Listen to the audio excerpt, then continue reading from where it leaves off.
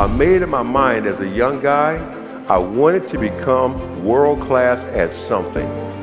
I just had to find out what the something was going to be. And the very first time that I walked into a Wall Street trading room, I knew this is it. The ticker tape is rolling, the phones are ringing off the hook, people are screaming and shouting out orders, bodies are flying all over the place, and what looked like chaos to anybody else, I could see the natural rhythm in it. It was like I was reading a sheet of music, and I knew this is where I'm supposed to be. I kept coming back. I wore one branch manager down to the point that he says to me, Gardner, based on persistence alone, we're going to give you a shot. Man, I quit my job. That was all I wanted. I went home and I told my ex, you know what? You said I couldn't do it, but guess what? I started 2 weeks. I was pretty pumped up. All the way up to the point I show up on the appointed day and time, only to find out the gentleman who had made me the commitment had been fired the previous Friday. Nobody knew who I was, why I was there, and did not care. In California, when you quit your job, that means no unemployment insurance, no income, no benefits, and worse than that, the worst thing is now I got to go home and tell this woman I don't have a job. If you don't remember anything else I say here today, remember this. Unemployment will not help your relationship. Somebody know what I'm talking about. I know you do. Think about it. We're a young family. We got a baby. She's a doctor who can't practice. I'm the breadwinner, and I quit my job thinking I'm going to Wall Street. Things got tough at home. Things got tense. I still had one shot left at the street. But before I can play it all the way out, I still got to take care of my family, which meant I did everything legal that I could to take care of my family and still pursue my last shot at the street.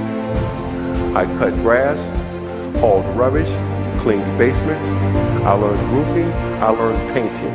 I did everything that I could to take care of my folks and still pursue my last shot at the street. Had a situation at home, things were tense, had a problem, something happened, probably never happened to anybody in this room but me. I had one of those arguments with my ex that only ended because we both fell asleep. Now somebody know what I'm talking about. I know you do. We woke up in the morning, everybody's feet hit the floor, and guess what? We went at it again. The neighbors don't know what might happen, what could happen, what's going on. They call the police. The police come, they want to make sure everything is fine, take her over here, calm her down, talk to her, take me outside, calm me down, talk to me. And one of my friendly Berkeley police officers doing his job says, do you mind if I search your car? No, sir, go ahead, no problem. Searches the car, nothing. Then again, doing his job says, well, let me just run this license plate through a computer. That was it. With interest, I had $1,200 in unpaid parking tickets, all of which I had accumulated the previous year trying to interview in downtown San Francisco. Double parking, illegal parking, late to feed a meter.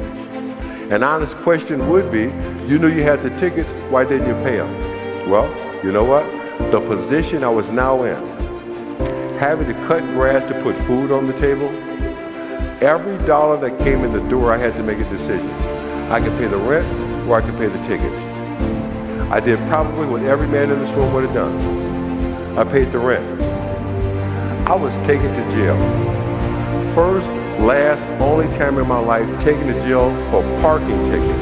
And to show you how a bad day can get worse, all of this happens on a Friday, which means no court until Monday, which also means we cannot hold you in this friendly little downtown Berkeley jail. We need this for our regular weekend customers.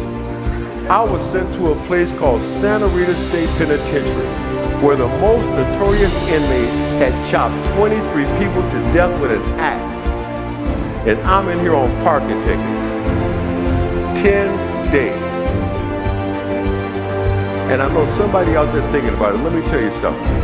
If y'all got some parking tickets, you need to get up and walk out of here right now.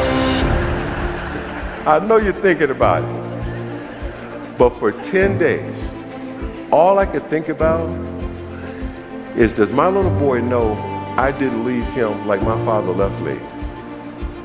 Does my son know I can't be there because of the circumstances? What's my ex say when my little boy looks at her and says, "Where's Papa?" I was the first thing this boy saw when he came into the world. I was the first thing he saw every morning. I was the last thing he saw every night. And if you've never been forcefully separated from your child, that's an experience that I will pray you never have. Something more pressing was happening. My last shot at Wall Street, my last opportunity was set up the day before I'm to be released from prison. Something happened and nothing or anyone will ever convince me it was anything other than the hand of God. There was a telephone and there was a prison guard. And I said to this guard, I got this one opportunity to work at one of the finest firms on Wall Street. I've been pursuing this for 1 year. I've got to reschedule this one appointment. Will you please let me make this call? No hesitation, without thinking. The guy dials the number and hands me the handset and the cord behind the bars. And the conversation is brief and to the point. Mr. Costello, hey, it's Chris Gardner. Something has come up. Can we reschedule? Blah, blah, blah. Set it up day after tomorrow. Beautiful. You ever know something in your gut? I'm released from prison. State of California satisfied. Something told me. You ever just not need somebody to tell you something? You just knew it. I went to the place we used to call home in Berkeley, California. And I looked through the window. And I knew they were gone. This chick took everything but the dust. Most importantly, she had taken my little boy. But I still had to go on this job interview. In the film, you saw Will Smith show up wearing blue jeans with paint all over him. I wasn't just wearing blue jeans, I was wearing bell-bottom blue jeans. I show up at Mr. Costello's front door and he says exactly what I would have said to anyone who shows up at my front door 6:30 in the morning dressed like that. Delivery's in the rear. I would have said the same thing. But I come right back at him and I explain, Mr. Costello, I'm Chris Gardner. Today is the biggest day of my business career. I must admit, I'm underdressed for the occasion. Yeah, you got that right. What happened? I could not think of a lie bizarre enough. I told the truth. It was the best thing I could have done. Turns out, Mr. Costello had been married and divorced 3 times. He started telling me stories about his ex-wives. And that second one, man, I don't know why he ever got married again. He told me some stuff about her. And out of nowhere he says, you be here tomorrow morning, I will personally walk you to the trading room. Beautiful, get my shot, that's all I wanted. I'm hired. Base salary, $1,000 a month gross. I moved into a boarding house, Oakland, California, all I can afford. 3 meals a day and a room. My days as a trainee were the same as they were for every other trainee who's ever started at the bottom on Wall Street. You do the one thing the brokers do not want to do or feel is beneath them, which is cold call. Turned myself into a cold call machine 200 times a day. I don't know if you guys in the back can see this, but in the front, see how this one finger is cockeyed? That's my calling finger. 200 times a day. And at night, study, study, study. And at night, the pain. When will I see my son? How much longer will this go on? My ex and I, unfortunately, were in that space where sometimes the adults start acting like children. And one parent feels like if the only way I can hurt you is to hit you over the head with the baby, I'm going to do it. My ex also began a campaign of what I can only call emotional terrorism.